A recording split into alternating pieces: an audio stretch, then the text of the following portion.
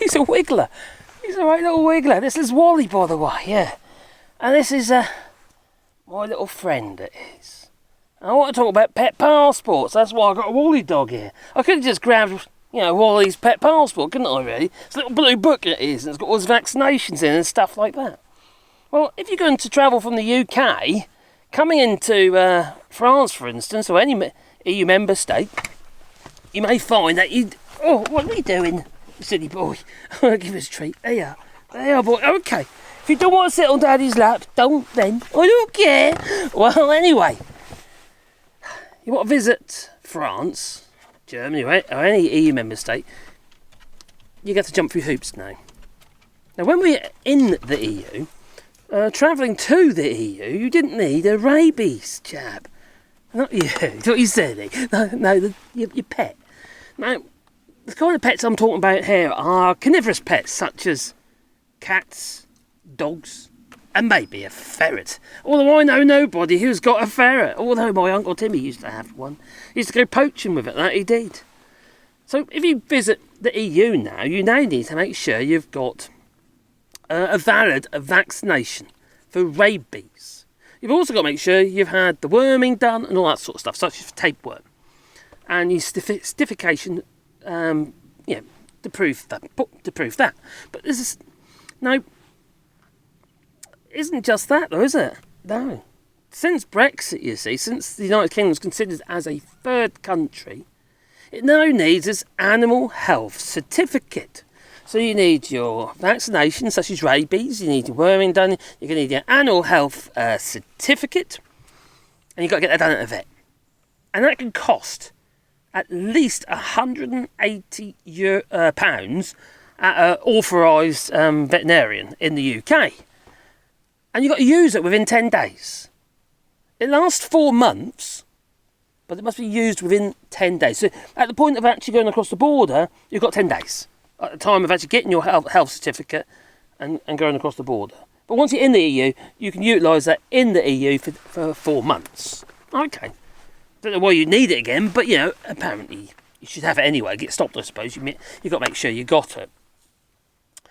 Now, going in the opposite direction, I'll go into more detail with coming into France in a minute as well, because obviously some people are getting themselves EU passports to simplify things, but there's some caveats there. I'll get into that in a minute. Now, if you want to go to the UK, it's really easy now. It's really easy anyway. It always has been from France. You just make sure you got your vaccinations, such as your rabies and stuff like that, all in date, what have you. You need to go. You've got to have the worming, or have you? But you've got to have certificates to prove that it's all done, and then you can visit the UK, or return to the UK with your animal. Now, I know some cheeky fellas who come over here, who live in the UK, especially people who've got motorhomes. They're the worst, I'll tell you. And I've got a motorhome, yeah, but they're the worst. They're coming over to France, or they did. The rules have changed, and get themselves an EU pet passport just to avoid the animal health certificates. But you can't do that anymore. And if you have done that, it won't be valid. You might get away with it, but you might not. And then what you could do with your pet? It's not going to be great, is it? No. Now, you're going to have to make sure, obviously, you've got your vaccinations done, such as your rabies, okay? And if it's a youngish pet, it's going to have to be done, you just had your vaccinations done for your pet, what have you, and from the date of the vaccination, it's got to be at least 21 days before you can travel. You're going to need, obviously, your tapeworming done as well, coming into the EU. And obviously the animal health certificate. Don't forget the animal health certificate is just the first stage. There might be vaccinations, there might be all other stuff, all the other costs that you'll need on top of that.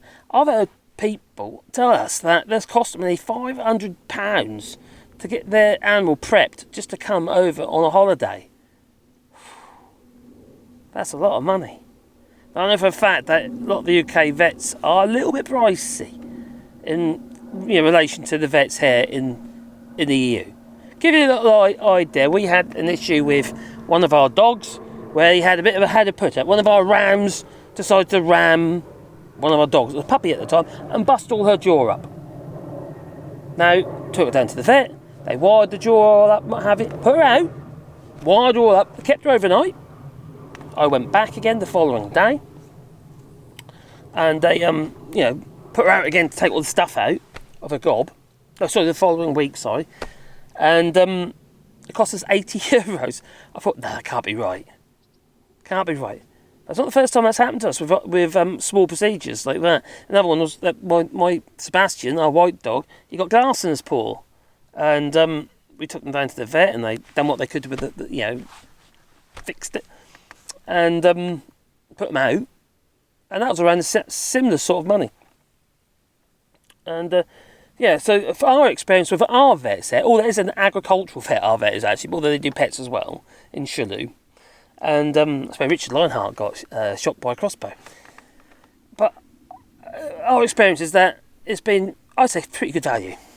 Medications are expensive, I must admit, but that's probably the same everywhere, to be fair. We get directly from the vet itself.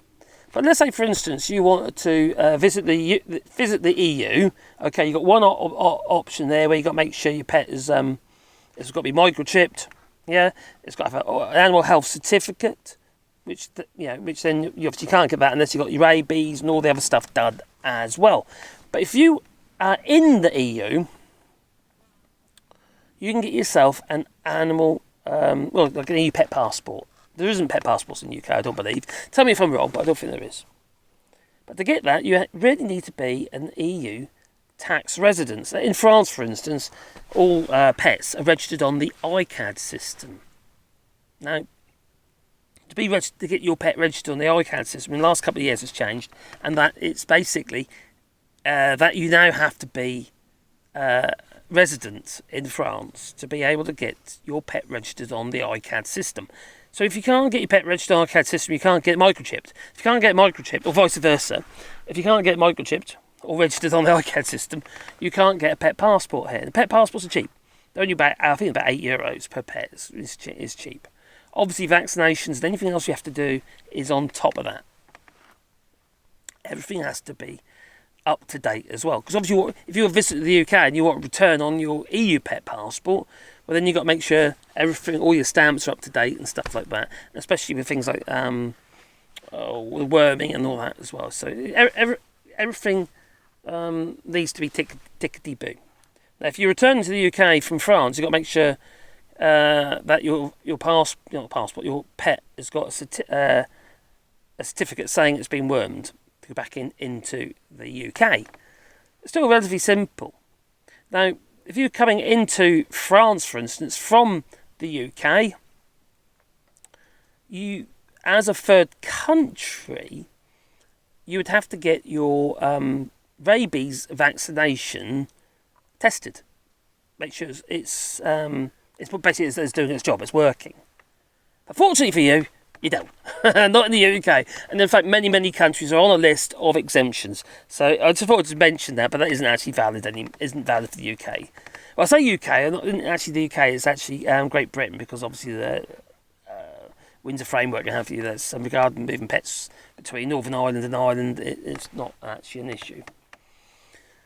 So to get your pet passport, you have to visit your authorised pet passport issuer, in the form of usually the veterinarian or a government source. Certain pets you're not going to be allowed to bring across the EU anyway, because from the UK into the EU, such as you can't have any attack dog breeds and stuff like that. There's a category 1 and category 2 or something. I'll go into that because it's a bit complicated. So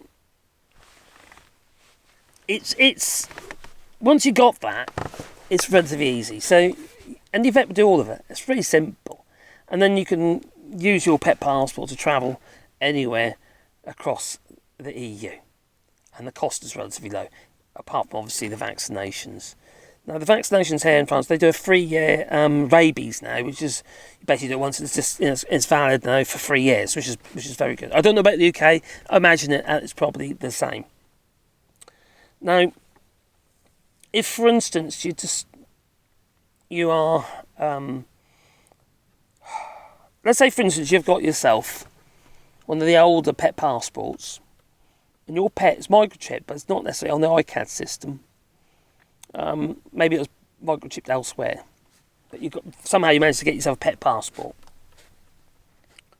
The problem is now is if you want to get to return to the UK and you need to get the worming certificate. I've been told I can't guarantee this because there's a bit of controversy about it. If you want to get your certificate, you can't do it unless the pet is on the iCAD system. You can still get your worming done, but you can't get the certification to say it has been done. So everything's become far more complicated because of Brexit, you see, now the UK is out of the EU. And so many people are whinging and they are whining about it. And I understand why, because it's just a pain in the flipping neck. We used to be able to just pop across there, no trouble at all.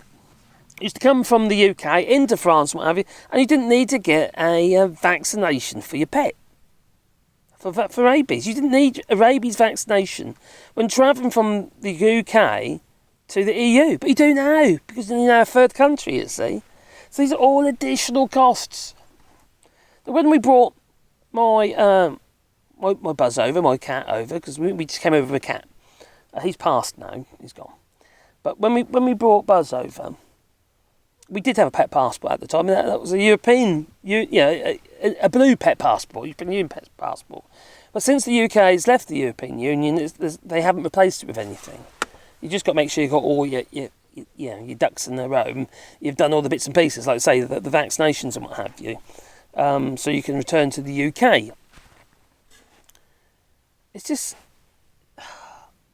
makes you wonder, doesn't it? What were the benefits of Brexit? This certainly isn't, is it? Oh, another caveat actually: if you've got a young pet, let's say it's a puppy, you can't bring it over until it's over 16 weeks old. That's prohibited. So you can't bring puppies over into the EU. Now, I got that off the French website, the official French website. So I take that as gospel, to be fair. And so it's become very costly. Very costly. It's become time. Big consumption of your time, I suppose. Yeah, it's just a pain in the neck, let's be honest. It's just a complete pain in the derriere. But it's just something you've got to do now. If you want to bring your pets over. And you've got 2 pets, or 3, like we have, 3 dogs. Can you imagine what this cost us if we're visiting the EU from the UK? Everything's times 3, isn't it? It wouldn't be worth it. We wouldn't travel. And that applies in the opposite direction as well. Many people aren't travelling to the UK now because it's too much trouble. Besides, why would we? You've got to, unless you're travelling for family, But then you think, will I take my pets? And my pets go everywhere. I don't put any of my dogs. I refuse. I won't put them in kennels. I just won't do it. So for us, it would be prohibitive. We wouldn't travel. We can because we've got pet passports. But if we were cock-blocked by this, well then we just wouldn't travel. We just wouldn't. Because I'm not putting my animals in kennels. They don't know what's going on. They really don't. Call me soft, but hey, they're my friends, my buddies. You can pee up that, are you, Ollie? Thanks, mate. Oh, God's sake. Just peed up the edge of the door. Oh, he's got to go in now. Okay, you're going, are you? He's going to go lay on the bed, probably, in the shack.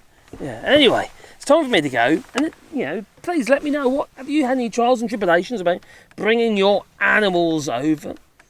What I just, talked about is literally just for cats, dogs and ferrets. What have you got a horse? What have you got cattle? What have you got chickens? It's a whole another level of bureaucracy there, see. Is that a benefit of leaving the European Union? I don't think so. No. Just more red tape. Anyway, you tell me. Please leave it in the comments down below. And I do read the comments, but you probably already know. I probably jumped around a bit on that video because I can't. In my head, it's all jumbled up. But anyway, I got confused. Anyway, thanks for watching, and please boot the old like button because it helps the channel, Ta-ta. Don't forget, comment down below.